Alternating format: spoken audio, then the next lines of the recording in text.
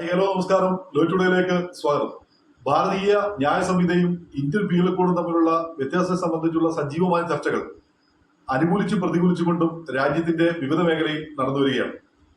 Indian penal കോഡും ഭാരതീയ ന്യായ സംഹിതയും തമ്മിലുള്ള പ്രകടമായ വ്യത്യാസങ്ങളിൽ ഏറ്റവും പ്രധാനപ്പെട്ട ഒരു വലിയ മാറ്റമാണ് ഭാരതീയ ന്യായ സംഹിതയിൽ സ്ത്രീകൾക്കും കുട്ടികൾക്കും എതിരായുള്ള കടന്നാക്രമണങ്ങൾ പരാമർശിക്കുന്ന വകുപ്പുകൾക്ക് പ്രത്യേകമായ ഒരു അധ്യായം തയ്യാറാക്കിയിട്ടുണ്ട് എന്നുള്ളതാണ്.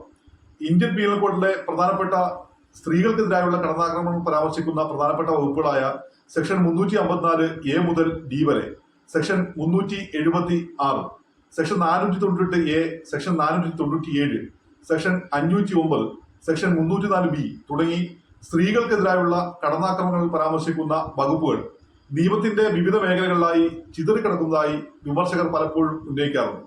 എന്നാൽ ഭാരതീയ ന്യായ സംഹിതയിൽ ആ പോരായ്മ പരിഹരിച്ചുകൊണ്ടാണ് ഭാരതീയ ന്യായ സംഹിത നിലവിൽ വന്നിട്ടുള്ളത്.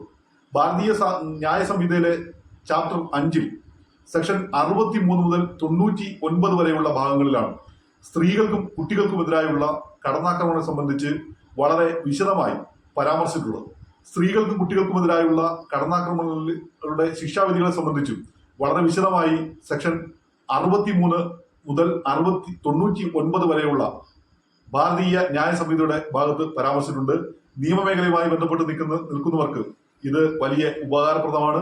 ഭാരതീയ ന്യായ സംഹിതയും ഇന്ത്യൻ പീനൽ കോഡും തമ്മിലുള്ള മറ്റൊരു വ്യത്യാസത്തെ പരാമർശിച്ചുകൊണ്ട് ലോ ടുഡേ വീണ്ടും കാണാം. Stay tune. Thank you.